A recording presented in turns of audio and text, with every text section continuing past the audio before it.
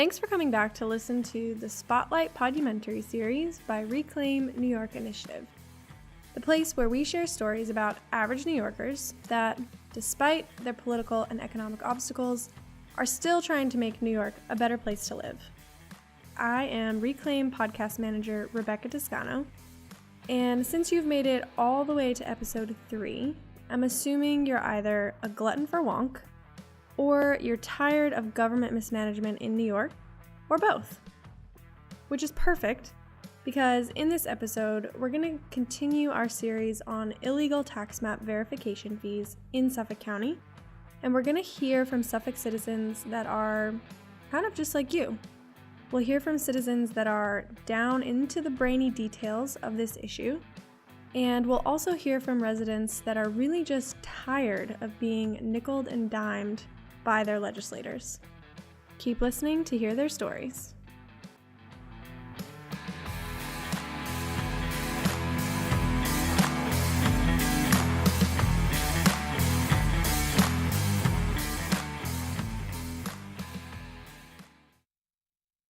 We learned in episode 2 that the Suffolk County Legislature knew they were participating in illegal activity by passing these new mortgage recording fees.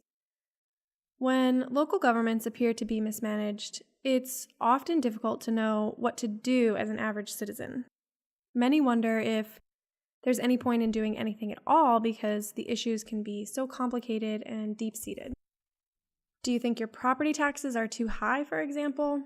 Many find it much easier to simply work hard, find the money to pay those taxes, than to do all the political work it would take to actually get property taxes lowered. And I can't say that I blame anyone. Where do you even begin to start with an issue like that?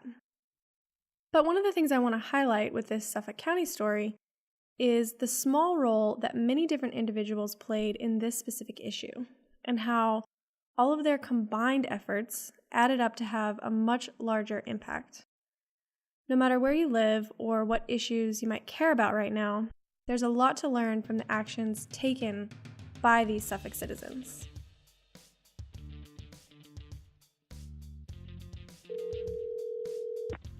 Hello? Hi, Julie. It's Rebecca. How are you? Oh, hi, Rebecca. I'm good. How are you? Great.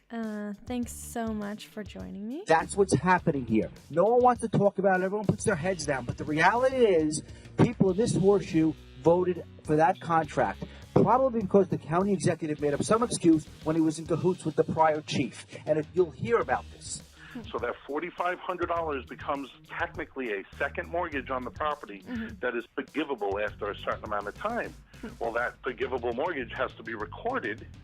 So for the honor of New York State giving them $4,500, the county charged them $550 to record it. When I went to Chase Bank to close out the file and was told I needed to pay a lien release filing fee of $550.50, I had tears in my eyes and many sleepless nights wondering, how am I going to pay?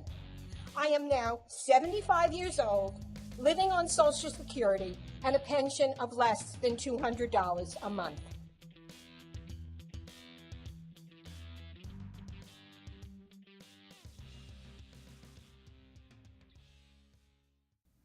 Citizens simply said, enough is enough when it came to these tax map fees in Suffolk County.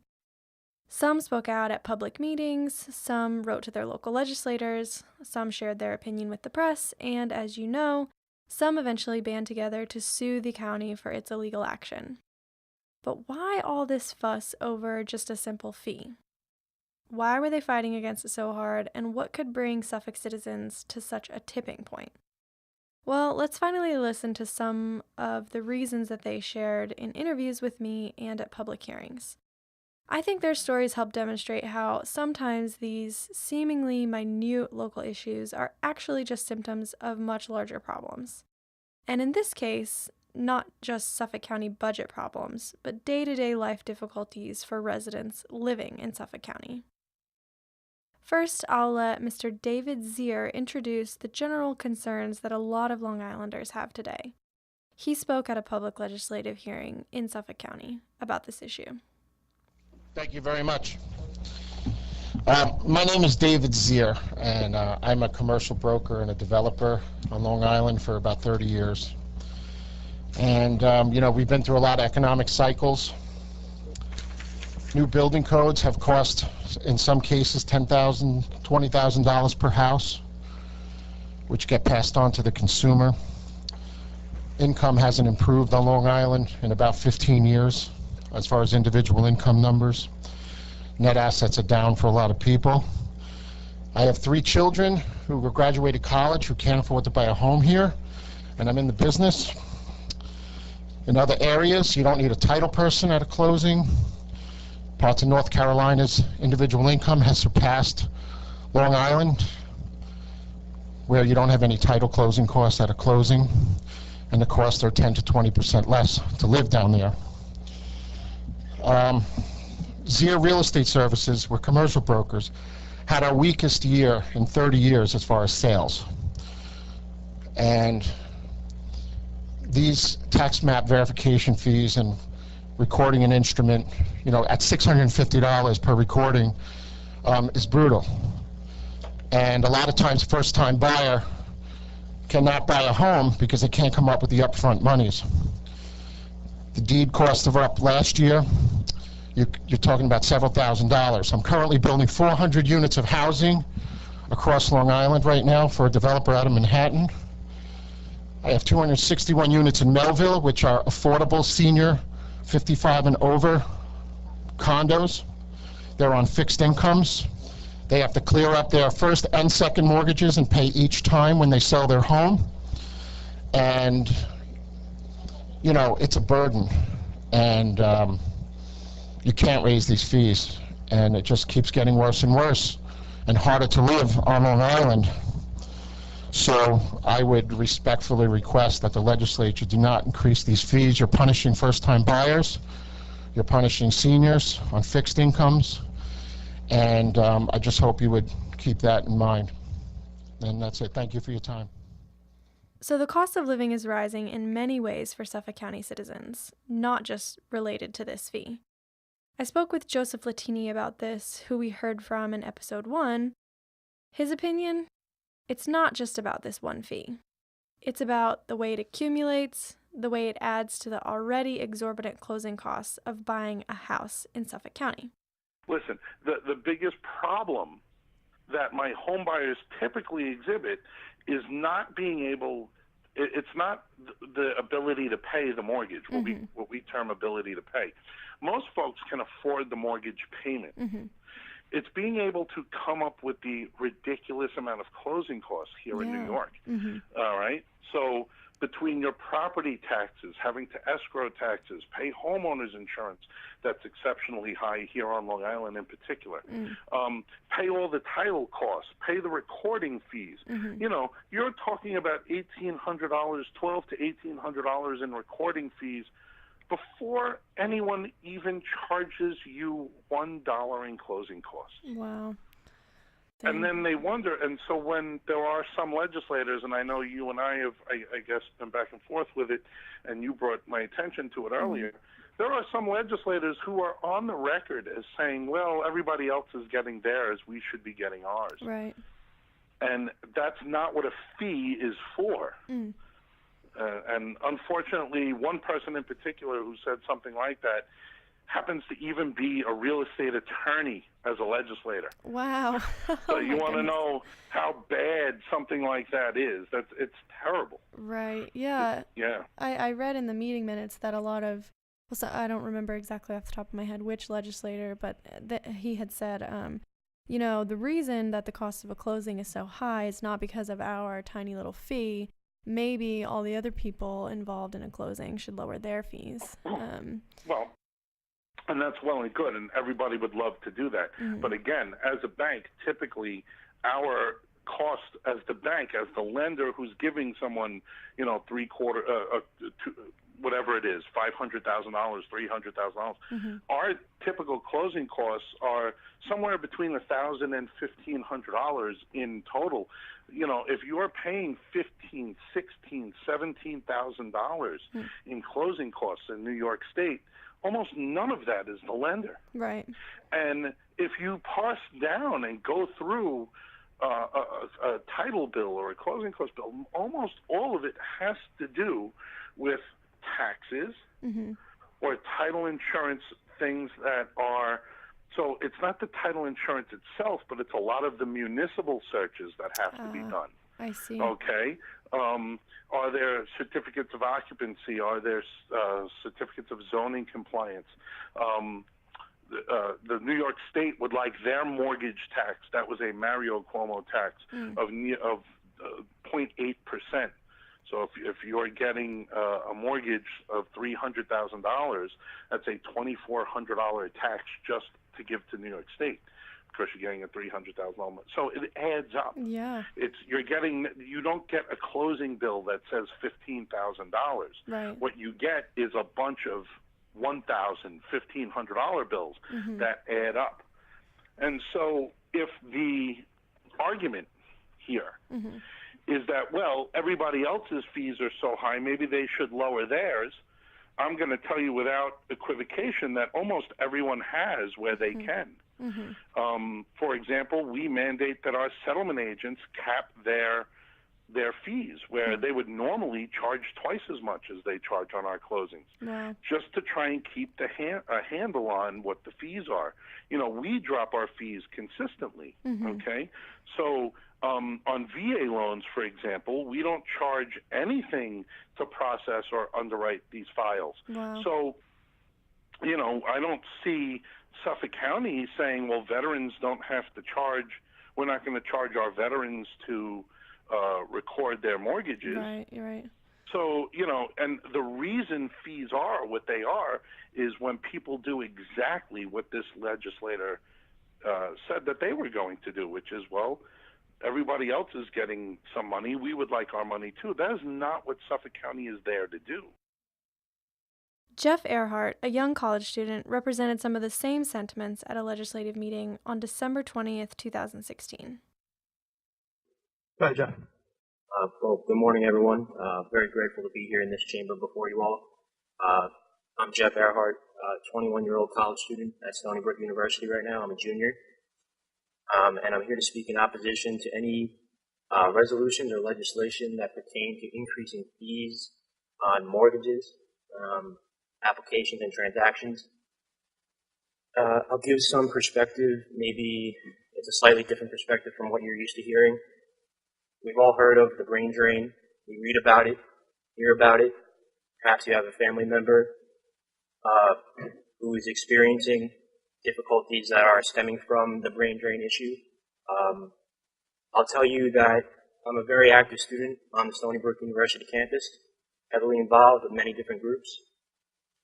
And the conversations that we have on campus are very real. It's not just when, or it's not just if we're moving off of this island after we get our degree, it's when we're moving and where we're moving to. Right? I have a friend who just got offered an internship, a paid internship with GE, not here, right, down in Florida. Right? I have plenty of friends who, it's a serious conversation. We look around and we see, prices for rent, for apartments that are completely, exorbitant prices. No young person is paying it.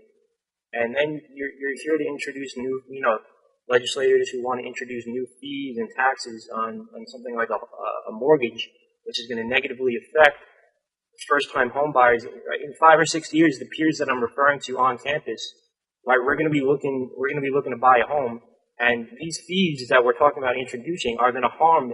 They're not conducive to keeping young people on this island, which is what we hear about all the time. I understand that we need infrastructure projects, and we've heard earlier sewage projects to revitalize downtowns and the funds, and we need money to fund those projects. However, I strongly urge any and all legislators to consider more creative and different ways to find the funding for these downtown projects, as opposed as opposed to harming the very people that you're trying to keep here in the first place. Thank you. So the barriers to entry are already really high for many people, and every little $300 fee makes it that much harder to live in Suffolk County. Not only that, but this fee increases the cost of more than just buying a house for the first time. It has to be paid when one takes out and pays off a new mortgage, but it also applies to refinancing, home equity loans, supplemental mortgages, and reverse mortgages, presumably actions that one would take in order to lower their expenses. As you've heard, for Suffolk County citizens, it wasn't just about this one fee. It was about the skyrocketing cost of living. When would it ever stop? Fee after fee after fee. Even though many more people also spoke out at legislative meetings and contacted their local legislators to share their dissatisfaction, as you know, the legislature passed the fee anyway. But citizens didn't give up. Many showed up after the fact, begging legislators to repeal the fee. Good morning. My name is Carol Ann Rogers, and I would like to address the legislature regarding the newly imposed raised mortgage fee. I am here to show you a face to a letter. I made copies for each of you of the letters I sent to Mr. Bellone in January, to which I have not received a reply, as well as a copy of a letter that I sent to Legislator Trotter, who telephoned me after receiving my letter. As my letter states, I applied for a home equity line of credit while I was working 10 years ago. I never used the line of credit. I was not made aware that a lien was being placed on my home. When I went to Chase Bank to close out the file and was told I needed to pay a lien release filing fee of $550.50, I had tears in my eyes and many sleepless nights wondering, how am I going to pay?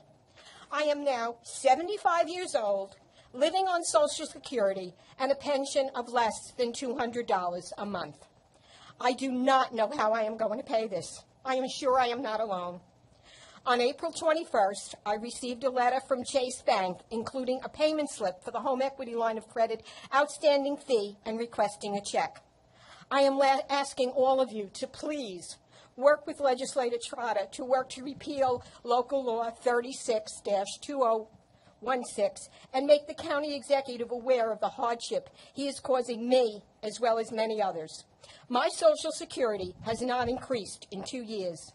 I recently read in Suffolk County Executive Steve Ballone's office raises for non-union staff averaged 8.7%.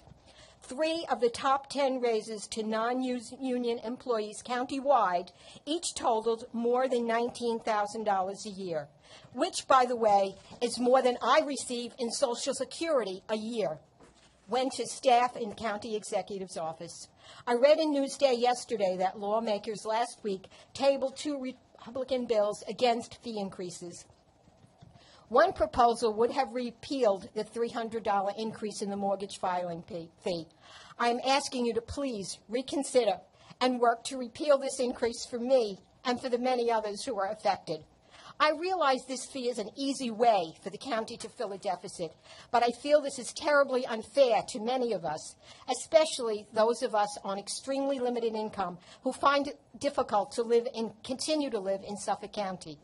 Also, thank you, Legislator Trotter, for working so hard for the repeal of this fee. Thank you all for listening to me.